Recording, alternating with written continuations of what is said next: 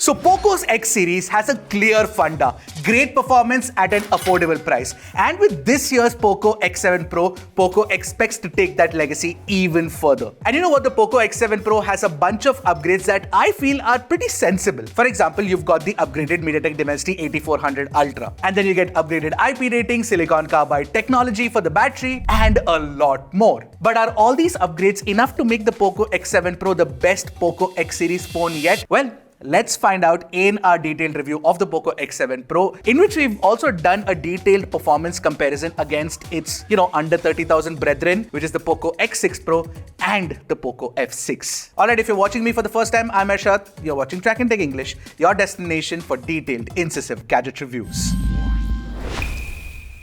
Now, the POCO X7 Pro brings the MediaTek Dimensity 8400 Ultra to the mid-range for the first time. And this is a flagship killer chip, which is a pared-down version of the Dimensity 9400, so it has all big cores. Oh yeah, the phone also has two variants, 8256GB and 12512GB, and both of these have LPDDR5X RAM type and UFS 4.0 storage. Now, when you look at the Geekbench scores, the POCO X7 Pro easily beats the POCO X6 Pro and the POCO F6. The same is true for Attitude as well. We didn't get the 1.7 million score that, is expected from the 8400 Ultra, but we got 1.6 million, which is still higher than both the POCO X6 Pro and the POCO F6. The CPU stability in our 40-thread 30-minute run was alright. We got about 73% stability, where the POCO X6 Pro and the F6 actually scored higher. Now, we also ran the 3D Mark Wildlife Extreme stress test, and the POCO F6 is the most stable one, followed by the POCO X7 Pro and the POCO X6 Pro. And you know what? Interestingly, the POCO X7 Pro had the highest best loop score of all the three phones. In fact, all these three phones also support ray tracing, so we ran Solar Bay ray tracing test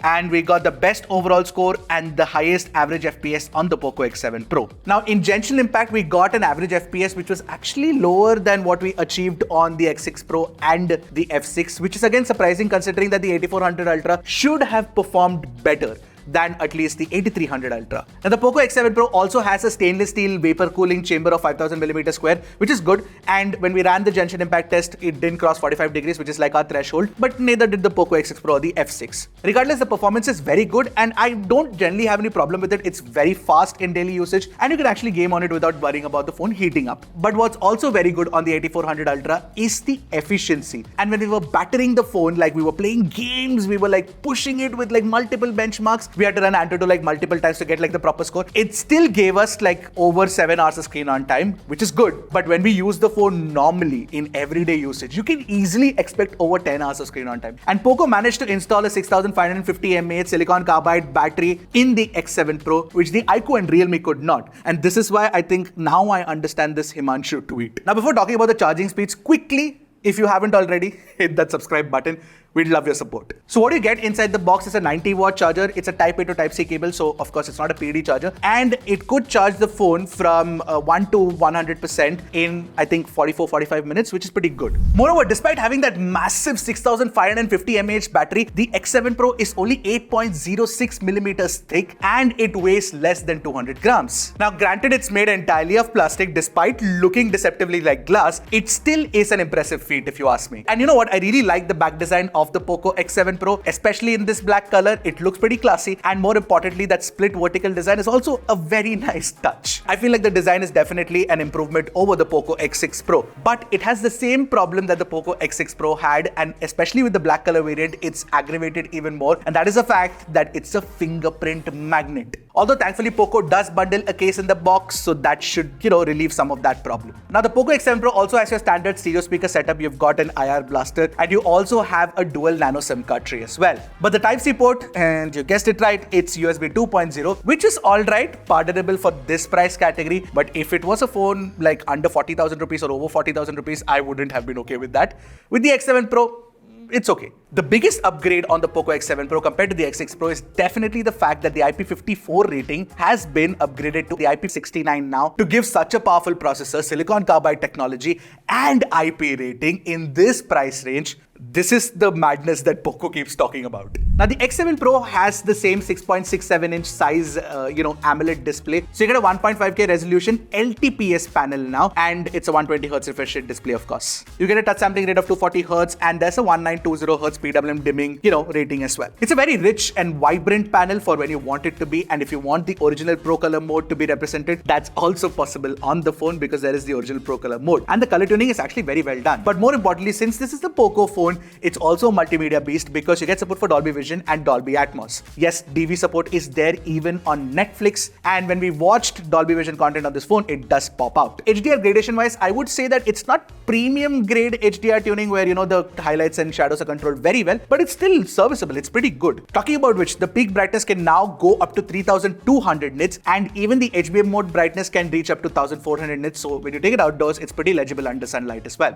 Now with Dolby Atmos, the stereo speakers, we expected it to be better, but they're average at best. You know what? Why don't you take a listen to it right next to these two phones, and let me know what you guys think.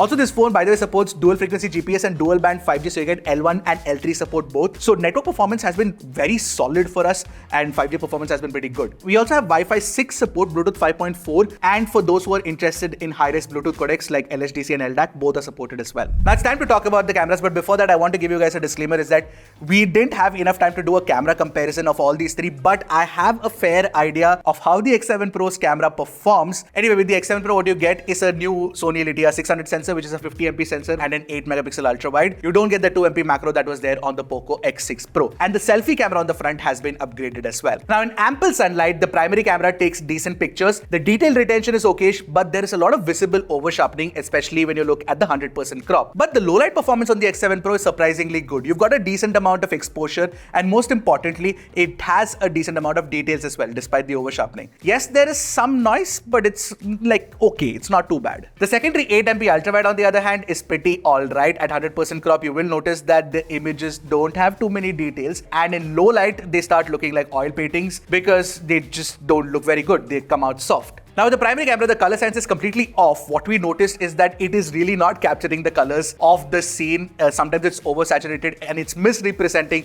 the colors as well, especially when you take a look at this, photo of the vegetable vendor. And that's not it. When you compare the ultra wide and the primary camera color sample side by side, there is definitely a color shift that is visible. And not just the colors, even the skin tones are completely off. There's a red skin problem. Sometimes it over brightens as well. So yeah, not really a fan. So are the portraits any good?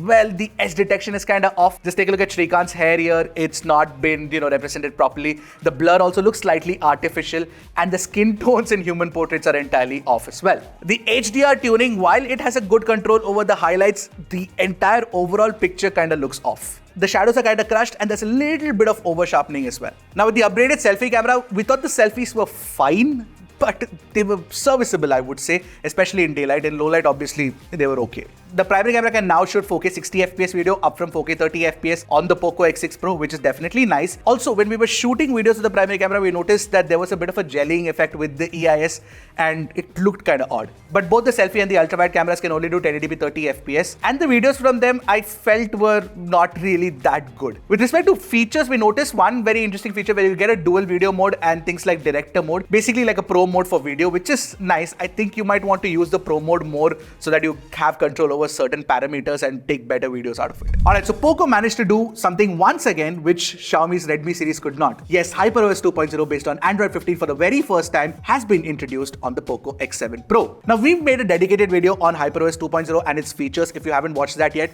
it should pop up right now. And we tested HyperOS 2.0 on a Xiaomi 14 Ultra. You get the exact same experience on the POCO X7 Pro in a mid-range phone. That kind of software experience feels very, very premium. It's smooth, it's fast, it's very fluid as well. The animations are damn cool, yeah. But the only problem is that since this is a mid-range phone, it's riddled with bloatwares, but thankfully you can uninstall all of it. You also get a bunch of AI features, more than what I expected. Of course, you've got a lot of image editing AI tools. For example, you've got AI-based image expansion, there's AI sky replacement, AI cutout, AI eraser, and a lot more. And there are other AI features, like there's AI translation, which can do 29 languages. There's also AI on-call interpretation, which works okay. And there's AI notes-based features like summary, layout, proofreading, all of which work well. So yeah, a premium software experience is what you can expect from the POCO X7 Pro, which is definitely a better experience than what you get with HyperOS 1.0 based on Android 14 on the Redmi Note 14 Pro series. Now, almost everything on the POCO X7 Pro is kinda incredible for its price class. You get class-leading performance, you get incredible battery life, you also get fast charging. The design's kinda nice, it's slim, it's compact, it's got IP69 rating, the display has been upgraded, and more importantly, the software experience feels flagship grade at least, if you set aside the bloatware. There's a but, and I've already mentioned it, and that is the camera experience, which is a bit of a letdown considering the fact that I actually felt that the camera experience of the POCO X6 Pro was decent. I hope that certain updates in the future can fix this problem on the X7 Pro. Despite that, the POCO X7 Pro is still an easy recommendation for those folks who do not care too much about the cameras on their phone. My dad is one of them. Alright, so that's it from me. I hope you found this review useful. I'll see you guys in the next one. Until then, keep tracking and stay safe.